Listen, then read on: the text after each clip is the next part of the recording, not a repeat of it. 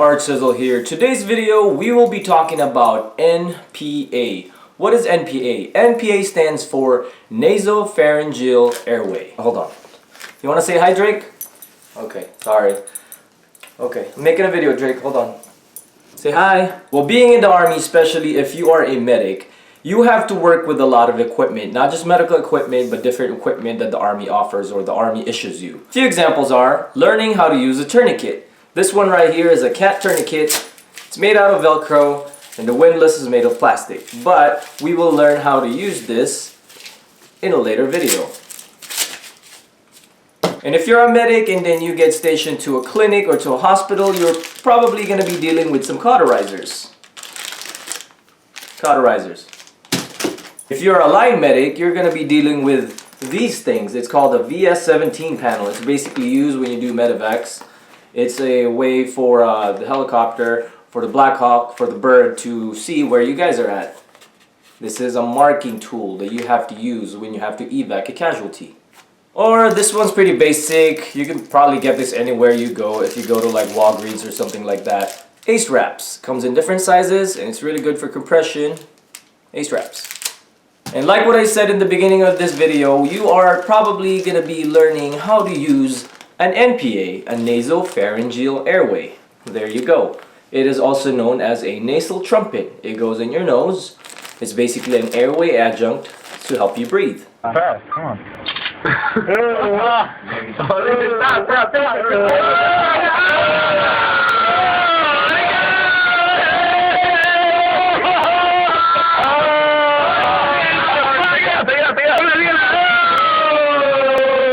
What exactly is an NPA, a nasopharyngeal airway? When and how do you use it? An NPA is basically something like this. It is made out of rubber.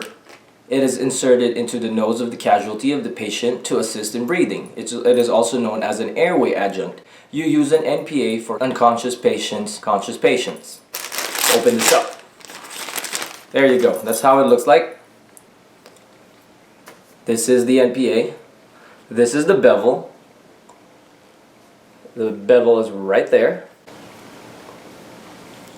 It's the thing, the top part.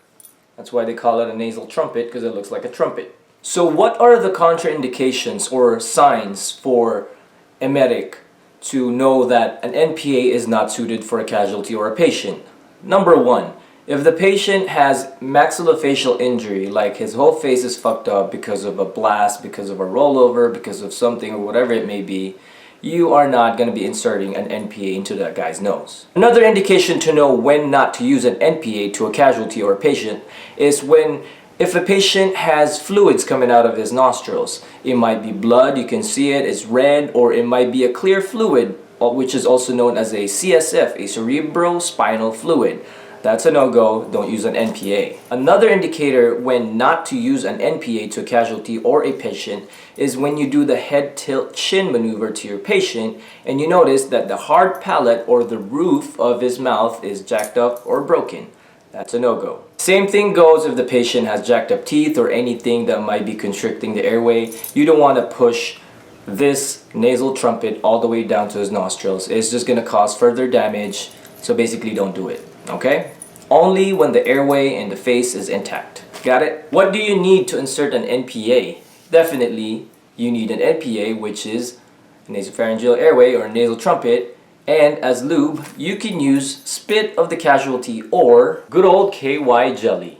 I don't know why I have this. Don't even bother why.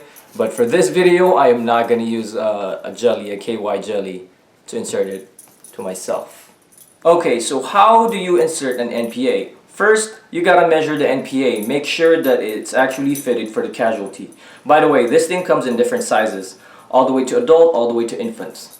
But for this one, we'll try to measure it myself. So from the tip of the nose, all the way to the earlobe. There you go. So this one is pretty much good to go for me. I'll try to zoom in a little bit and get closer. So tip of the nose, the earlobe. That's a good approximate right there. That's a good one. If it's too long or if it's too short, try to get a different size. Or as a line medic, they teach you to cut it. But that's probably going to be like iffy also. I don't know, but if it's the real scenario, just do it. Because if you don't have any resources, when shit hits the fan, it's go time, just do it. Okay, enough of the talking and on to the actual thing. Drake, you can't have this NPA. I know you wanna chew on it and play with it, but you can't. This is mine. So, let's go. This is an NPA, inserted to myself. I'm not gonna be using any lube. If I'm gonna be using any lube, I'm gonna be using my own spit. And don't ask why I have lube. It's just there. I didn't know. It's just in my house. Don't ask, don't judge. Okay? So, first, lubricate this thing. I'm using my own spit, my own saliva. You cannot use your own saliva if you're trying to put it on a casualty. As much as possible, use the own patient saliva. Self-insertion. Okay? Down towards the septum, piggy nose.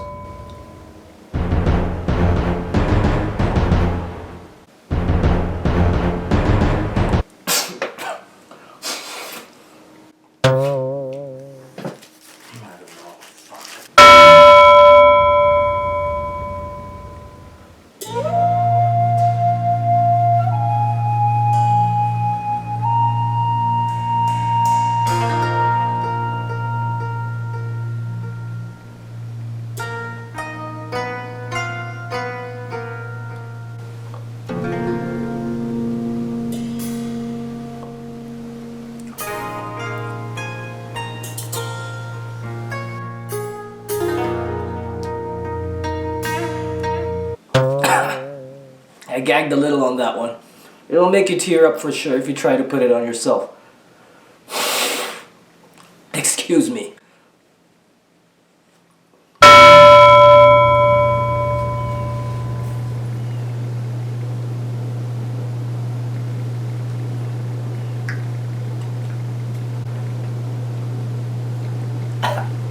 There you go.